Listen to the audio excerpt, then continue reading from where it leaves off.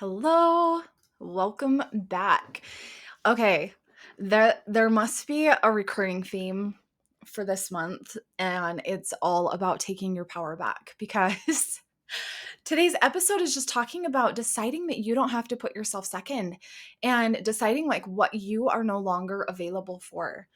And I'm bringing a lot of this into how you can bring this into your partnership, into your relationship with your partner or your husband, because this is where a lot of my work that I have been doing for the past year has been done.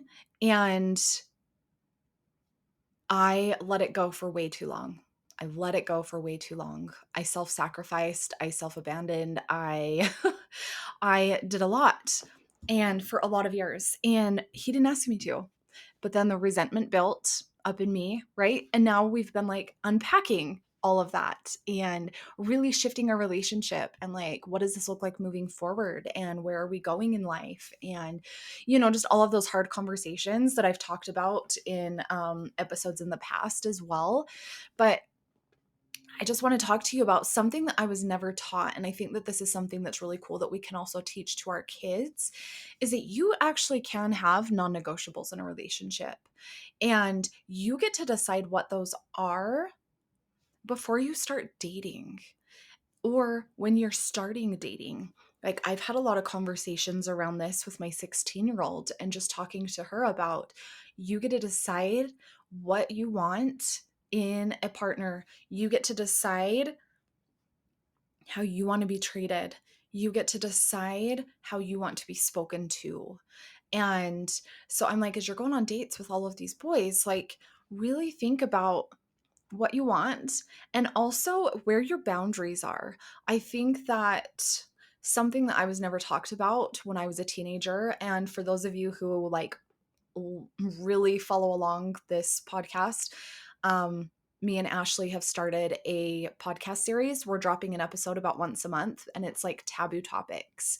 And something that I was never talked about in my home with my parents, like something they never talked to me about was being able to set boundaries and being able to decide like what is far enough when I'm on a date. What is my stopping point? And I think that is something hard to decide in the moment. Let's say you're on a date and you're making out with a kid and things are progressing.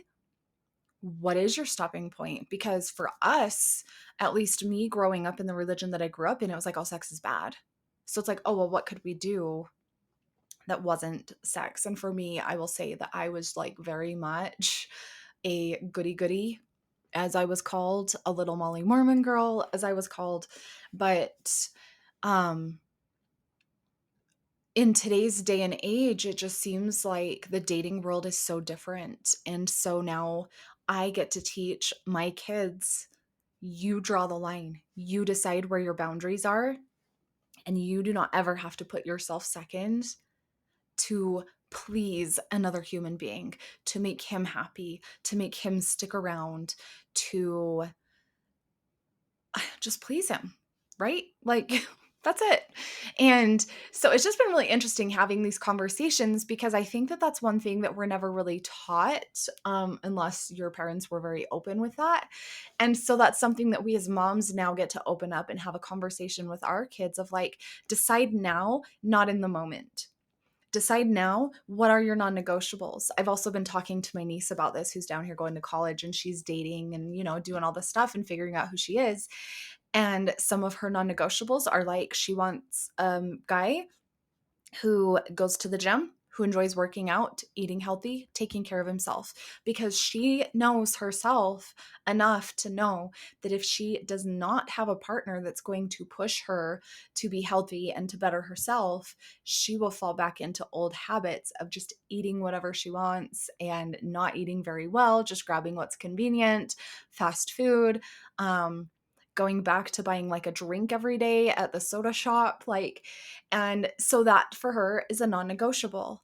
And I was never taught like, oh, hey, we wrote like down, what was it? I think it was in my psychology class. I think we wrote down like 10 qualities you want in a man or whatever. And let's talk a little bit about non-negotiables. Like, yes, we want them to be kind. Yes, we want them to treat us well. Yes, maybe we want them to be like fun and outgoing. But what are your non-negotiables? Where do you draw the line? This could be religion, this could be politics, this could be lifestyle. This could be anything, really. Like, do you want a man that drinks? Do you want a man that doesn't drink? Do you want a man that goes to the gym, one that doesn't go to the gym? Do you want one that cooks? Not that it would be super awesome to like set a non-negotiable of like, hey, you cook every night. But I think for me, that expectation was just placed on me. And then I just took it upon myself to be like, oh, this is a woman's role. Like, right? I was raised very much in the era of like gender roles. And now we've gotten away from that. Like, my husband enjoys cooking dinner. So he actually cooks in the house more than I do. But really setting up yourself to know like what are your non-negotiables. And if you're looking at your own relationship now, because yes, even in a marriage you can set new boundaries, asking yourself like what isn't feeling good, can we find a common middle ground? And again, I want to mention like I'm not a marriage therapist, I am not a relationship therapist, I'm just living my own experiences over here and learning as I'm in therapy, learning as I've had coaches, learning as I've navigated this on my own, and what has worked for me I'm now sharing with you. um but something that I highly, highly recommend is you teaching your kids that they don't have to put themselves second. But I do want to say this, because this is an issue that I have had for a very long time, is it's one thing to tell our kids, you don't have to put yourself second. It's another thing to lead by example. And so if we as moms and women are constantly putting ourselves second, putting ourselves on the back burner, then actions speak louder than words. So, what message are we sending to our kids? So, I really want you to think about that. So, I think first for you, this is navigating this in your own life. Where are you putting yourself second? Maybe you are doing something for your mom every week that you actually don't enjoy. Maybe you are volunteering somewhere or doing something that you just like really hate going to every week, but you keep doing it because you're afraid to tell them you can't do it anymore. And like maybe it's going to put them in a bind or something. But here's what I want to say, it's going to open up that opportunity for somebody else who wants to do it to step in and do that thing. So anytime you're looking at volunteer positions, PTA, volunteering in the kids' classroom, volunteering on field trips, you decide like, are you putting yourself second? Do you truly want to do this? Or are you just afraid of what somebody else is going to think of you if you don't do it?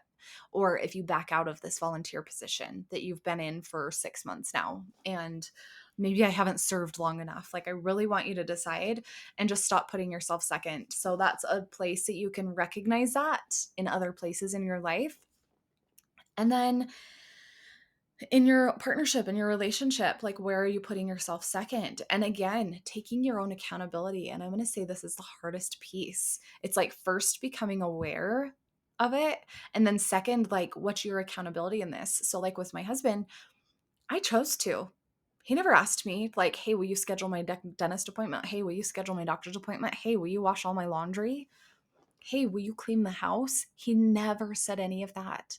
I just thought that it was my job. And so I want you to really ask yourself, like, what's my accountability here?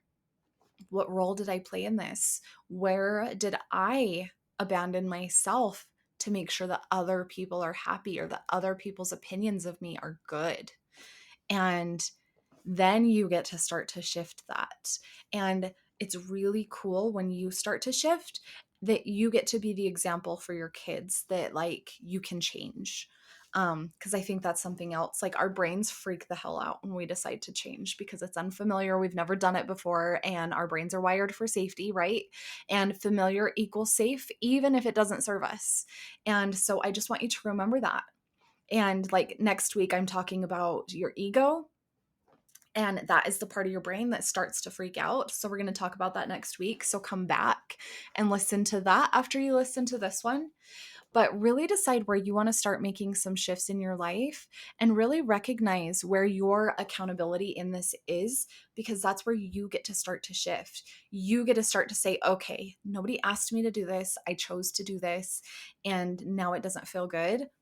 I'm no longer going to do this. And then this is where all the shit is going to start to come up.